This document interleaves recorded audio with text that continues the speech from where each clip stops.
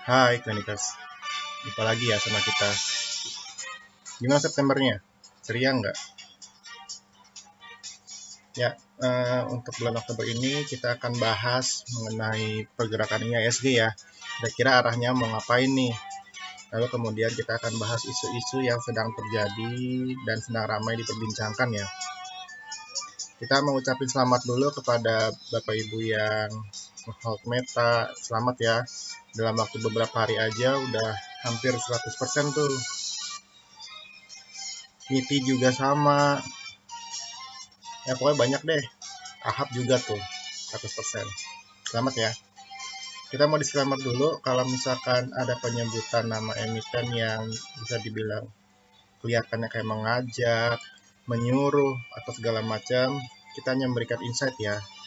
Jadi kita tidak akan apa namanya menyuruh Bapak Ibu menjual maupun membeli dari saham tersebut. Kita hanya memberikan pandangan dari sudut teknikal, fundamental dan lainnya. Ada kita bahas yuk mengenai astronomi. Untuk kalender astronomi bulan Oktober ini kita mengalami hujan meteor Orinoid di 26 September sampai 22 November 2023. Kira-kira efeknya apa ya terhadap IHSG? Kalau untuk gerhana matahari sih udah terlihat jelas ya, potensinya akan membuat IHSG itu membara. Terjadi di 14 Oktober 2023 dan 28 Oktober 2023. Nanti kita cek ya, impact-nya tuh apa ya. Gitu.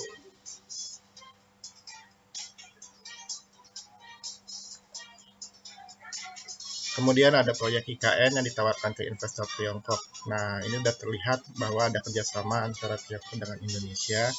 Ya mungkin dulu sempat beredar kabar bahwa IKN itu akan mereplika kota teknologi yang ada di Tiongkok. Apakah saham-saham teknologi ini akan menjadi sesuatu di masa depannya? Dikarenakan teknologi never dies ya. Karena akan terus selalu berinovasi, inovasi, dan inovasi. Maka nanti proyek dari IKN ini yang dikelola oleh BUMN Karya, khususnya ada Waskita, itu bisa akan terbang dalam waktu jangka pendek. Syukur-syukur kalau Waskita udah buka suspend, maka semuanya sudah siap untuk terbang. Hal itu terlihat dari PT-PT, Wika, itu sudah mulai ada gairah ya untuk naik ke atas dan sudah membentuk wave untuk reversal. Kemudian dari pemilihan presiden 2024 itu kita cuman update dari capres Bapak Prabowo yang sudah mengerucut 2 nama nih. Tinggal kita lihat siapa sih calon terkuatnya. Impact-nya terhadap dunia saham itu apa ya? Pastikan salah satunya punya bisnis. Seperti Pak Prabowo itu fokus terhadap komoditas. Jadi kalau misalkan beliau terpilih saham komoditas akan to the moon. Kita lihat aja nanti ya.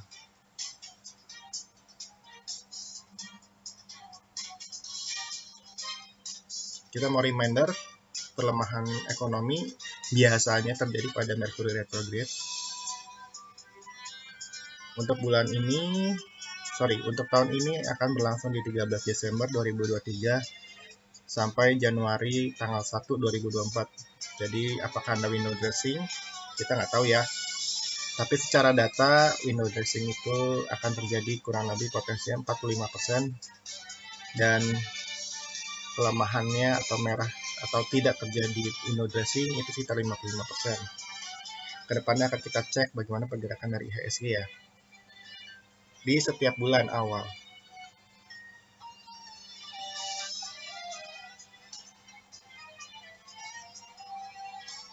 Alhamdulillah completion kita 100%, udah 2 minggu nih bertahan di 1%. Selamat kepada Bapak Ibu yang sudah hold Meta dan Ahab. Kalau ikut dari YouTube kita yang kemarin itu kurang lebih udah mencapai 2%-an lebih. Ahab itu udah 9%. Tapi kalau yang ikut Telegram kita tuh yang ada di link tree kita itu mungkin udah mencapai 100% ya. Untuk Ahab, kalau Meta masih sekitar 78 sampai 80%-an. Untuk kayu sendiri kita kepleset waktu itu di 70-an. Tapi kalau Bapak Ibu yang ngambil di area 50 sampai 60 dan masih ngehold sampai sekarang, selamat, itu udah lebih dari 100% ya. Karena udah mencapai 360-an nih. Kalau yang nyopet pun juga alhamdulillah selamat. Itu udah naik kurang lebih 1%. Sedikit sih karena tipis. Kayu itu udah di puncak banget. Untuk Apex dan FPV itu masih butuh waktu. Cuman kalau untuk jangka panjang itu cukup oke ya. Kalau untuk Net TV sendiri memang agak-agak tricky. Ada potensi reversal ataupun kalau gagal dia akan seperti Dewi ya, akan ke gocap. Dan pasti akan digoreng lagi untuk ke atas. Karena rata-rata retail itu pada takut dan cut loss di 50. Untuk Mari Selamat udah mencapai 19,74% meskipun turun 2%-an ya. Tapi kedepannya itu kalau jika Bapak Erick Thohir itu maju sebagai cawapres, maka Mari itu mungkin akan to the moon ya, dan saham-saham teknologi itu akan bergairah kembali. Gimana sampai sekarang? Udah kelihatan kan bagaimana performance kita dalam segi analisa, dari segi pandangan, bahwasannya kita alhamdulillah udah akurat dan presisi. Jadi nggak usah khawatir ya Bapak Ibu ya.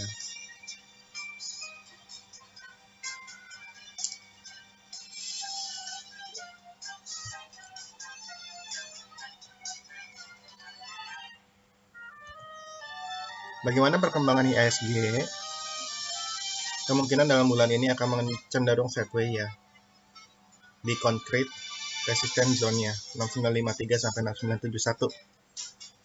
But dalam jangka pendek nih sekitar 1 minggu, kalau prediksi saya seperti ini. 1 sampai 10 dibuat sideways tapi turun.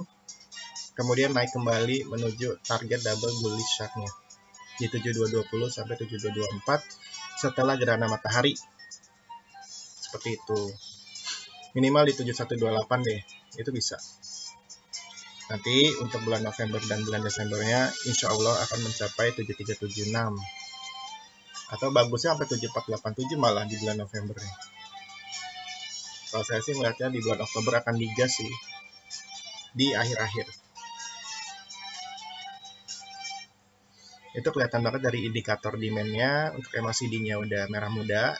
Tinggal menuju golden cross, sama tuh kayak resinya.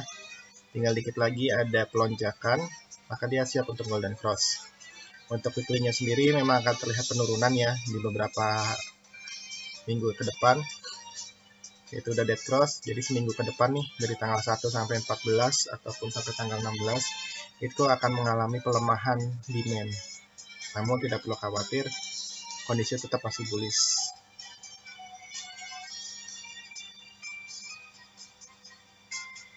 Jadi IHSG ini pandangannya secara tren dia adalah sideways bullish. Kondisinya masih akumulasi dan dia akan berpotensi menjebol concrete resistance zone-nya. Jika IHSG ditutup di atas 6962, maka pos kenaikannya ada di N17046, N2-nya di 7128, N3-nya di 7220.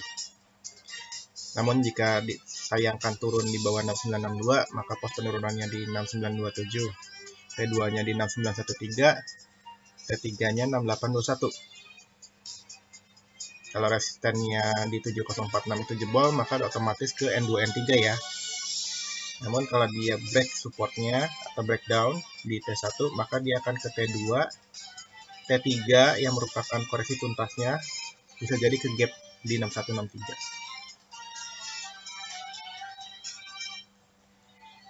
Selanjutnya ada FPNI ya, Lotte Chemical Titan Tbk. Secara jangka pendek, saham ini sudah terlihat ada dua pola yang mengatakan untuk naik ke atas. Hal itu ditunjukkan adanya bullish shark yang ditunjukkan warna biru. Lalu yang warna putih ada double bottom. Dan ada beberapa candle yang sudah mencoba untuk keluar dari zona neckline-nya, yaitu di 224. Jadi kalau misalkan berhasil, maka potensinya akan menuju ke 286 sampai 32.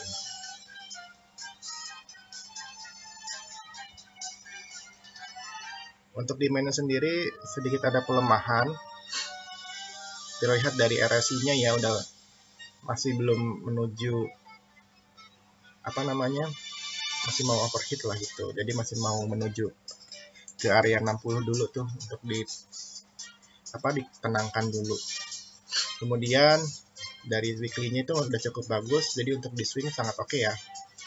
Ya untuk daily-nya masih sedikit ada diskon dikit lah gitu, kalau mau collect dikit-dikit boleh, karena target weekly-nya itu sudah terlihat ya arahnya kemana, dan secara demand itu udah cukup tinggi tuh, ada kurang lebih 5 bar warna hijau dan RSI-nya udah ngacung ke atas, ada golden cross pula. Potensi adalah reversal trend dari bearish menuju bullish, cuman masih low demand ya, karena terjadi dead cross di RSI minornya. Kalau FPNI ditutup di atas 206, maka pos kenaikannya di N1 230, N2-nya di 246, N3-nya di 258. Kalau dia turun, maka pos penurunannya di T1 204, T2-nya 192, ke area koreksi tuntasnya di 182, kemudian ke T3-nya di 177. Itu kalau jebol support ya di 202, maka dia akan ke T2, koreksi tuntas, dan T3. Kalau dia jebol resisten untuk di 246, maka otomatis dia ke 258 hingga sampai 300-an itu loh. Gimana? Gurih kan?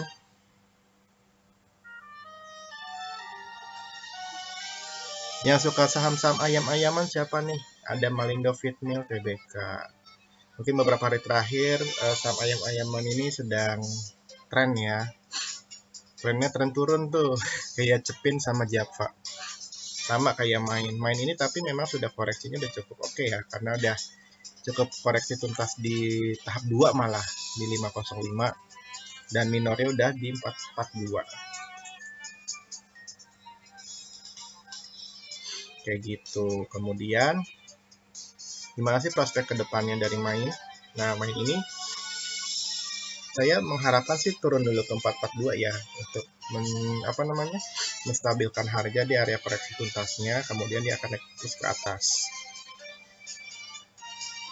Karena memang sudah ada dua indikator, yang pertama ada pola cup and handle tuh, kemudian ada pola lagi dia sudah koreksi tuntas dari pola bullish drive atau ABCDE, kemudian ada fase koreksi tuntas selesai di bearish deep trap-nya. Jadi otomatis dia akan melanjutkan potensi ke target cup handle-nya di 610. Namun kalau misalkan gagal atau jebol support, dia masih ada gap loh. Jadi saran saya porsinya disesuaikan aja ya. Saya berharap sih tutup gap dulu sih di 200-an itu. Lumayan harganya murah loh. Nah, kalau dari demand-nya kelihatan lagi anjlok banget tuh main. Karena terlihat dari dead cross demand MACD-nya, kemudian RSI juga masih dead cross. Weekly-nya juga sama, masih dead cross ya. RSI-nya dan pelemahan demand, yaitu hijau muda tuh. Ya, besar harapan saya sih tutup gap ya. Karena potensinya sih kurang lebih ada bullish reversal atau bullish trap. Jadi ada dua nih. Jadi posisinya masih 50-50. Kalau saya lihat sih potensinya masih reversal trend ya dalam waktu 1 minggu terakhir ini. Meskipun ada minor correction atau small distribution juga, tapi tetap main itu masih bergairah ya kalau ditutup di atas 467. Karena pos kenaikannya di N1498, N2-nya di 515, N3-nya di 595. Nah, si main ini punya resisten di 595. Maka kalau jebol dia akan ke 625 tadi. Namun kalau tutup di bawah 467, maka pos penurunannya di T1454, kemudian koreksi tuntas nih di 442, lalu turun ke T3 402. Jadi pastikan jangan jebol support di 454 ya. Syukur-syukur kalau dikasih ke gap di area 220 sampai 153, itu makin gurih lagi tuh. Kalau mau swing boleh, mau ditunggu juga boleh ya.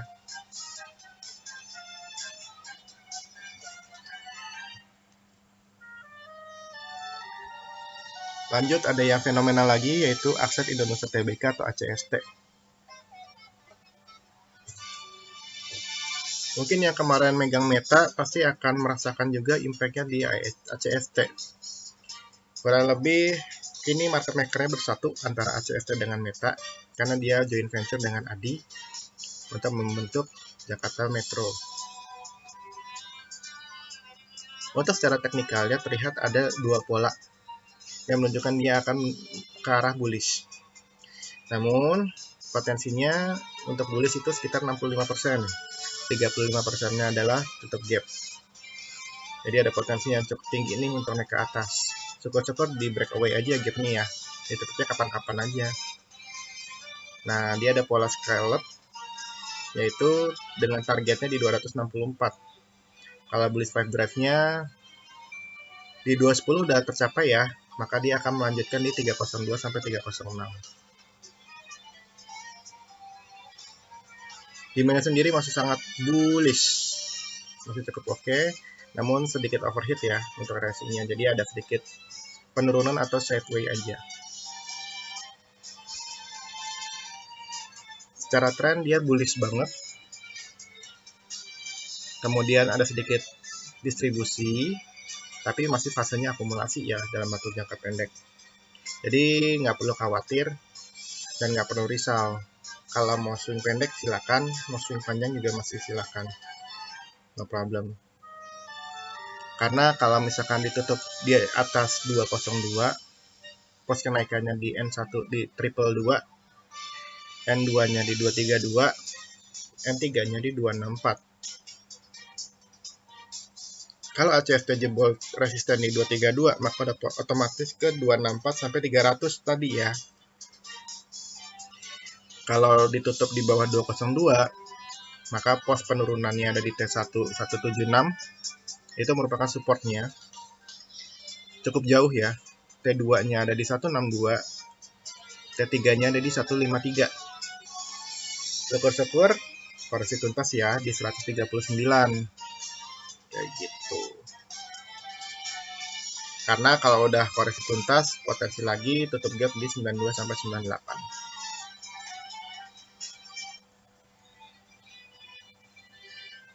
Itu aja sih untuk minggu ini. Thank you ya udah nonton. Kalau misalkan suka nih sama video kita, ketik like. Suka banget sama analisa kita lagi dan nggak bisa move on, pencet tombol loncengnya, kemudian di subscribe tuh. Kalau perpanjang amal jariah, perbanyak dan perpanjang tuh. Klik tombol share, bagikan ke teman bapak ibu yang membutuhkan, dan juga saling memberikan informasi ya, sehingga lebih tercerahkan tuh hidupnya di bursa. Kalau mau belajar boleh mampir ke link tree kita ya, nanti kita pandu di Telegram. Sampai jumpa dan bye, sampai minggu depan ya.